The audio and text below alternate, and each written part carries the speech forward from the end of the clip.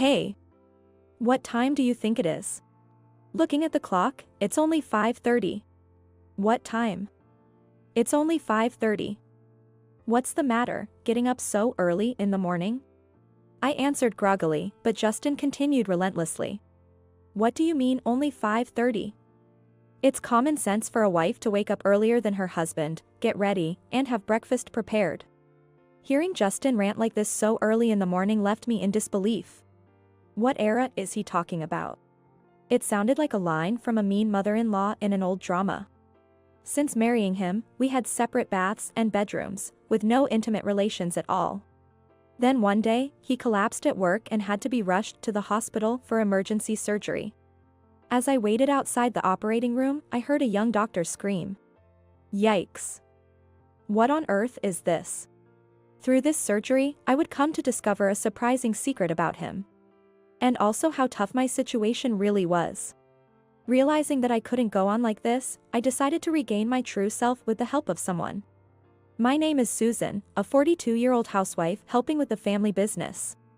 I used to work in a hospital as a nursing assistant before I got married.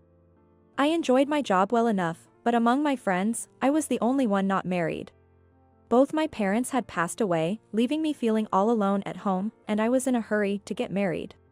Then, one fateful day. Sitting alone in a bar, a man approached me. Excuse me, may I sit here? The man who spoke to me was my current husband, Justin Miller. He was 3 years older than me and ran a small manufacturing company on his own. As we talked, it seemed he was also single without a partner, just like me. As we shared our stories, we hit it off. 2 single adults. I was hoping for a somewhat romantic night, but we ended up making plans to meet again soon and called it an early night. After that, our dating started naturally, and we went out once a week. Dates with him, who is quiet and faithful, were just calm conversations in cafes and parks. However, I gradually found myself drawn to his seemingly kind nature. Then, on our 3rd date. Considering our age, it wouldn't make sense to keep dating aimlessly, right? Seeing him fidget as he spoke, I was slightly hopeful. Do you mean? Yes, I know it's only been a month since we started dating, but we're both of similar age, so, would you consider marrying me? Is that okay? It was certainly an unusual proposal. But I was in a hurry to get married, and I thought he was a good person, so I quickly responded. Yes, I'd be happy to. As soon as I agreed, his face lit up with joy. Since neither of us had parents, we decided to obtain marriage license and have a small wedding ceremony of only us. Upon getting married, I quit my job to help with his company.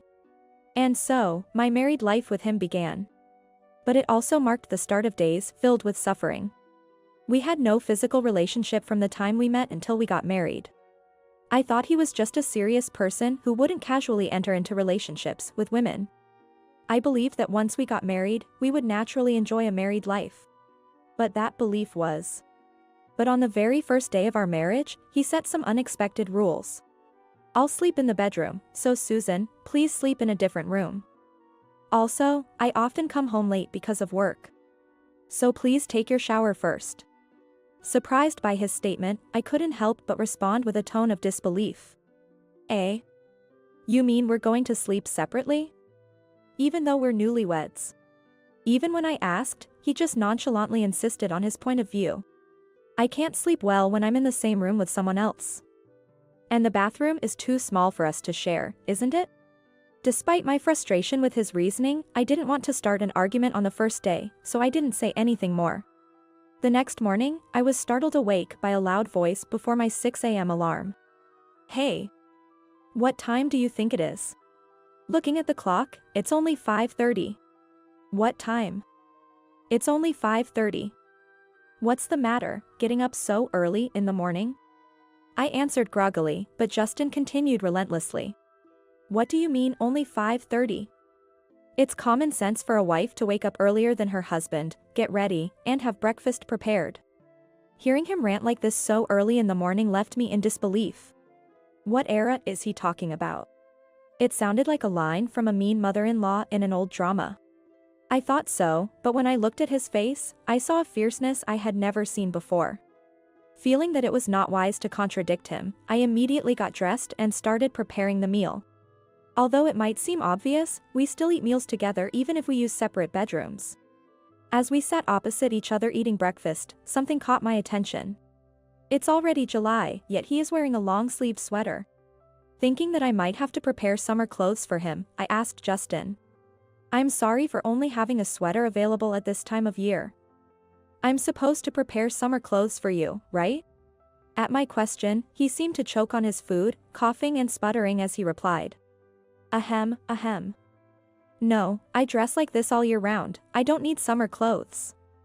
See? I'm sensitive to the cold. You know how it gets chilly with the air conditioning this time of year. If he really dislikes the cold, that makes sense. Still, there was no need for him to panic like that. His unnatural behavior left me unsure of how to respond. Since then, I've been going to the office in the morning to help with the business. But he tells me to go home early evening to prepare dinner, so I return home early. He was not only particular about meals but also about cleaning and laundry, leaving me with no time to relax even when I came home early. I cleaned every corner of the house and neatly folded and put away the laundry.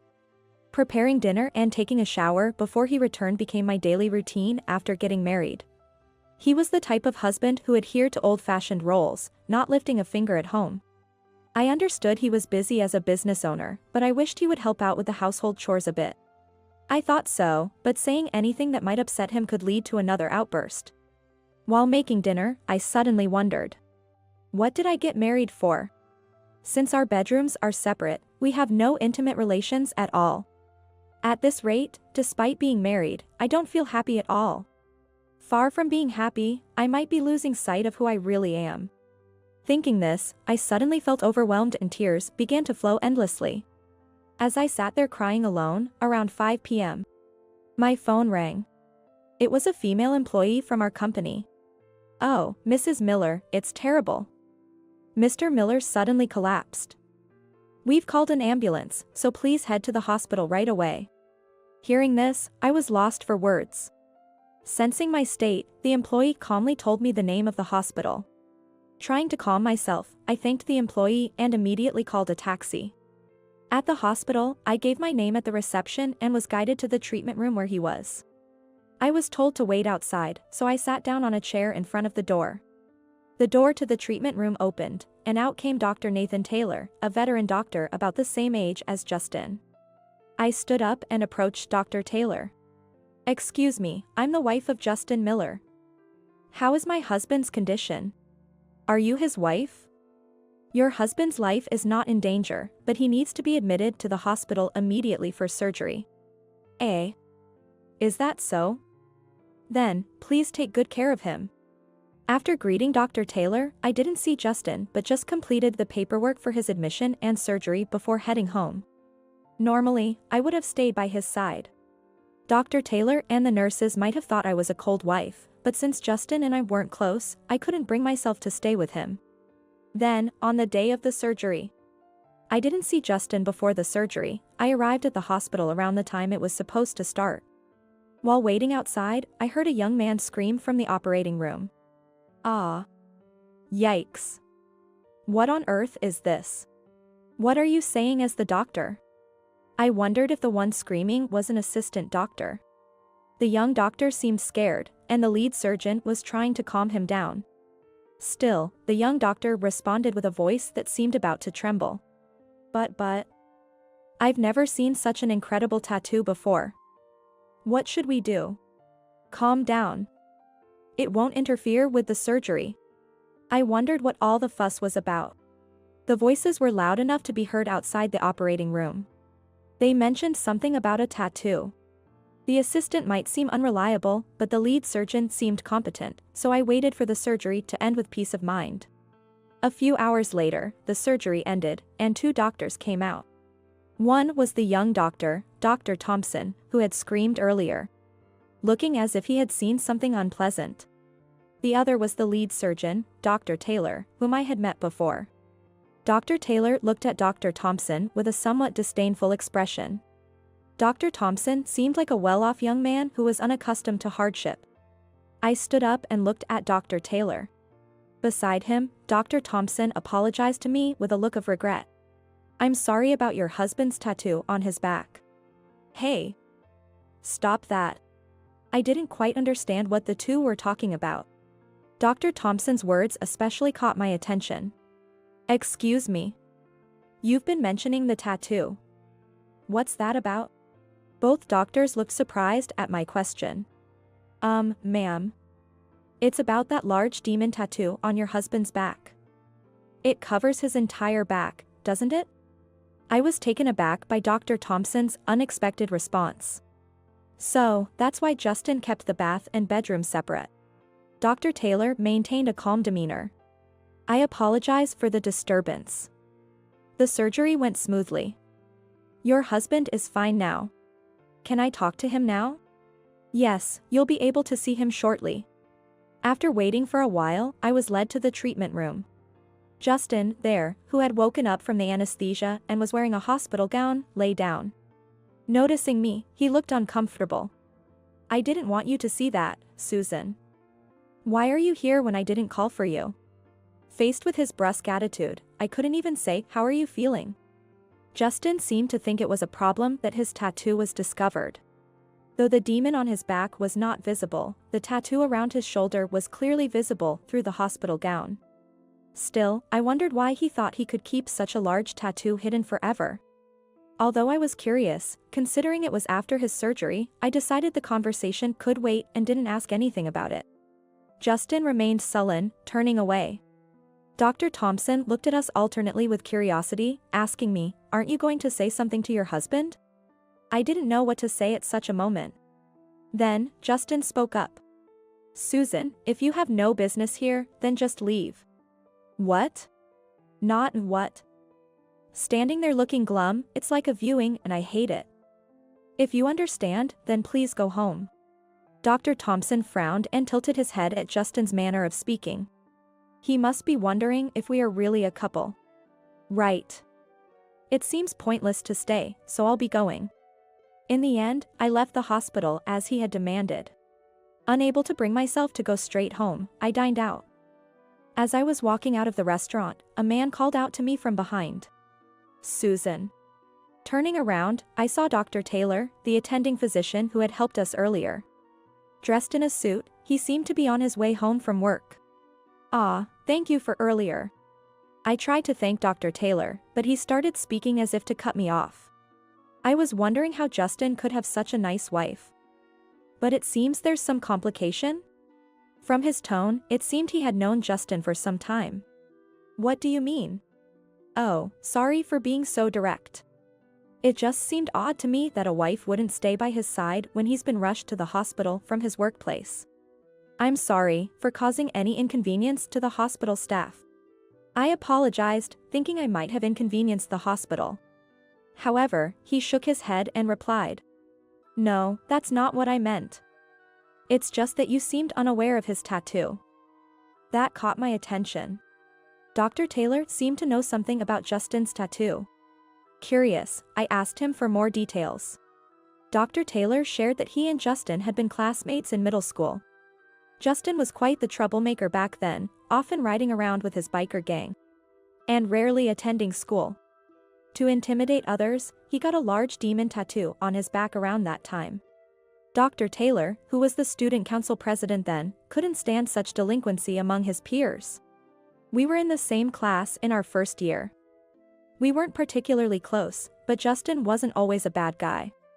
Dr. Taylor wanted to reform Justin and, with great determination, he ventured into the territory of the delinquent group Justin was part of. Desperately trying to convince him to change his ways. Justin, please leave this group and come to school.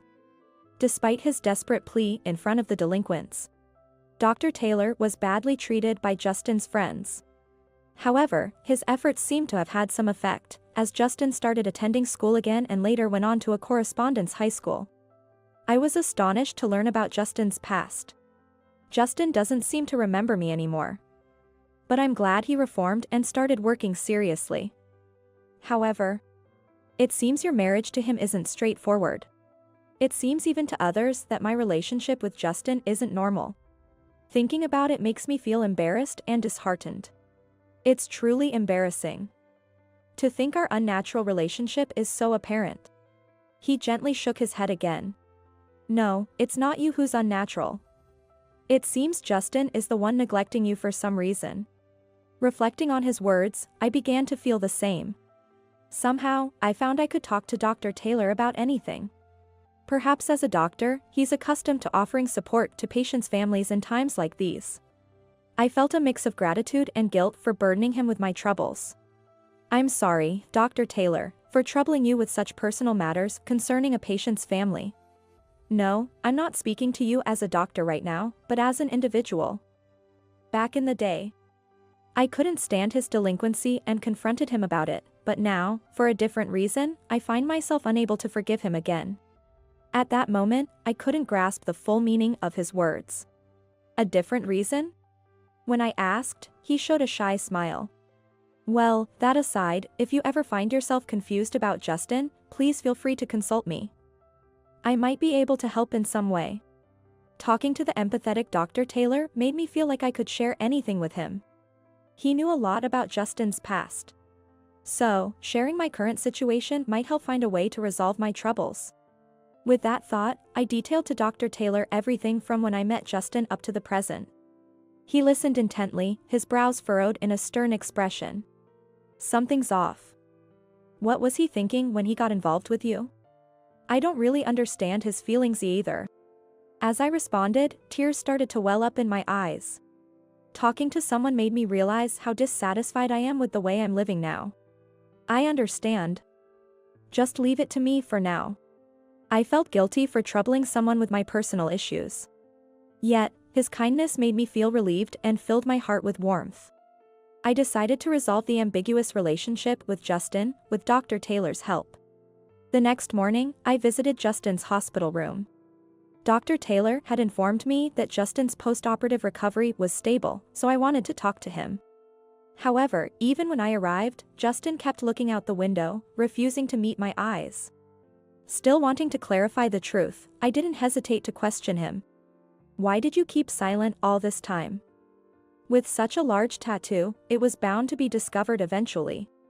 Or did you plan to keep it hidden without maintaining a marital relationship? Justin remained silent at my question. Then, he muttered softly. I thought you would run away again. Again. What do you mean? As I pressed for an answer, he began to talk about his past relationships. According to him, every time he got involved with someone and they saw his tattoo, they would break up with him. Justin, who appeared to be a diligent young man, had a large demon tattoo on his back that no one would suspect. The menacing demon on his back makes it seem like he's involved in some dangerous organization. Your misdeeds were only until middle school, right? Why didn't you remove the tattoo when you reformed? When I pressed further, he glared at me with a sharp look and yelled. I just couldn't bring myself to erase this tattoo. Why not? I wanted to know the truth about him, but he didn't seem willing to answer. Instead, he questioned me. More importantly, how do you know about my middle school days? I don't recall telling you anything. I heard it from someone who was the student council president during your middle school. Nathan? He seemed to remember Nathan. But why had he remained silent about their reunion? Despite knowing Nathan had tried so hard to reform him?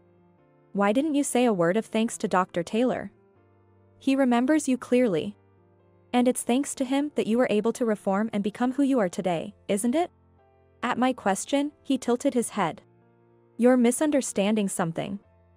The reason I straightened up was because a friend of mine died in a motorcycle accident. I decided to quit biking and live a proper life for his sake. This tattoo is like a memento from him, we got it together. The truth about the tattoo was revealed. Yet, I still felt somewhat unsatisfied with his explanation. Why? Dr. Taylor even tried to reform you, facing resistance from your friends, and yet you talk as if it doesn't matter. That's terrible. Shut up. Why do you keep taking his side? What, do you like him or something? He pressed me, but I felt no guilt. After all, there's no reason for Justin to be jealous in our current marital situation. I decided it was time to clarify things and asked him. What about you? Don't you love me? What was the purpose of our marriage? Eh? Well, Justin seemed to struggle for an answer. I stared at him, determined not to leave until I got a clear response. What's it going to be? Be clear. Well, the thing is, after losing my parents in the last 2 to 3 years, there was no one to do the household chores. So, I thought I needed a wife to manage. What? Is that all? Learning the true reason behind our marriage shocked me. Not wanting to discuss it further, I left the hospital room. Dr. Taylor was standing at the exit. He guided me to the lobby, careful not to let our conversation reach Justin. As I thought, shall we proceed with the plan? Yes. I decided to act on the contingency plan he had suggested, considering the worst-case scenario. 2 weeks passed. Today was Justin's discharge day. Since that day, I hadn't visited his room even once and didn't go to the hospital to pick him up. I had been busy at the company these 2 weeks. During his hospitalization, I acted as the company's president, handling various procedures. He needed to rest at home for a while after his discharge. So, I prepared a day's meals in the morning before leaving for work until evening. Since his hospitalization, we had grown even more distant. Seeing each other less meant fewer arguments. However, it was better not to see him for the work I was about to do. A month after his discharge, when his health had improved significantly, he visited the company. Upon entering, he was shocked by the drastically changed interior. I quietly observed from the back office. What the hell? Even the manufacturing equipment and employees' desks are gone. Hearing his astonished voice, the employees approached him. Mr. Miller, thank you for everything. What do you mean? Confused, Justin looked around. The employees exchanged glances. Probably unsure who should explain. Actually, our company has been absorbed by Taylor Industries, located in the same area. Starting tomorrow, we will be re-employed there. What? I wasn't informed about this. His voice echoed through the office, shocked by the merger news. Thinking it was about time, I stepped forward. Oh. Sorry, Justin. The decision was made suddenly, so I was late in informing you. What? A merger like that should be discussed first with me, the president. Justin was furious, his face red with anger. That's true, but we've run into a bit of trouble, I said, showing Justin a photograph. It was taken by a male employee who had recently left the company. The photo showed Justin sneakily changing clothes in the men's locker room. The photo clearly captured the large demon tattoo on his back. The man believed that the company's president might be involved in some bad organization, and after discussing it with other employees, he left the company. Now, all the employees here harbor a sense of distrust towards Justin. It's not just about the tattoo, there are other reasons too. In fact, after we got married, he started dumping all the troublesome company procedures on me. He would sneak out during work to go gambling at casino and horse races. There had been sightings by the neighbors, so this was known for some time. The photo taken by the former employee in the locker room was taken when Justin was changing clothes to sneak out while no one was around. By chance, he was late for personal reasons and managed to take the evidence photo. When the other employees learned everything, they started to express their desire to leave, but that's when I informed everyone about the merger. One of the employees said to Justin, Mr. Miller, we thought we couldn't continue under someone like you. Dumping all your work on your wife and doing as you please. And then there's the flashy tattoo on your back, which surely questions the dignity of a company's president, doesn't it? All the employees nodded in agreement. Justin, looking troubled, muttered softly. That has nothing to do with this tattoo. Ah. More importantly, a person who can't even cherish one wife has no right to lead many people. Dr. Taylor interjected as he walked in. Nathan. Why are you even here? This has nothing to do with you. No, it has everything to do with me. I was the one who suggested our company absorb this one. What? Indeed, the company that was merging with us, Taylor Industries, was run by his brother. In other words, it was his family business. He had been sincerely looking out for me, believing I shouldn't stay with Justin any longer. Justin was failing not just as a husband but also as a president. That's why I had been burdened with troubles both personally and professionally. He had considered this in devising the current strategy. Now, Justin, due to his own negligence both at home and work, found himself completely isolated. Realizing he could lose everything, Justin began to grovel to Dr. Taylor. If it's not too much to ask, could I possibly join the company as well? Out of the blue, he was asking for employment. Everyone around looked at Justin with dismay. Dr. Taylor sighed, and placed his hand on Justin's shoulder. If that were the case, it would defeat the purpose of everyone here leaving this company. Besides, it's better for Susan to be freed from you sooner. Hearing this from Nathan, Justin quickly turned to me and pressed. Susan. Do you want to leave me? How am I supposed to live without you? His pleading look made me respond with disdain. I can't continue a superficial marriage like this. I'm not your mother or a maid. You need to be alone for once and learn to take care of yourself. As I firmly stated this, he was left speechless. I was ready to deliver the final blow to Justin, who became silent. Also, I've decided to rejoin the workforce as a nursing assistant at the hospital on Dr. Taylor's recommendation. I can make a living on my own income now. So, let's get a divorce. At my words, he began to panic. Divorce? Wait. Even if you're okay, I can't live on my own without a job. So? Justin. Just give it up. You, always thinking of yourself and never considering others' feelings. Such a person should be alone and cool his head. Dr. Taylor scolded him with a loud shout. He trembled and couldn't say anything back. And so, I left Justin and moved out. I started working as a nursing assistant while living in the hospital's staff dormitory for a while. The dormitory was filled with young nursing students, and I felt a bit out of place being over 40. But finally free from a distressing life, I felt refreshed. From now on, I'm determined to work hard and live independently. Even after the divorce, Justin continues to live alone in his original home. After the company was absorbed and merged with Taylor Industries, all the employees transferred there. The site of his former company is now vacant land. Although unemployed, he still owns his home, so there's no worry about rent. Or so it should have been. Lately, passing by his house on my way to work, I hear loud voices of men and women almost every day. No matter how late at night I pass by, I still hear loud voices, so I ask the neighbors about it. According to the neighbors, he is now living with a woman. Perhaps because he said he couldn't live alone, he quickly found someone.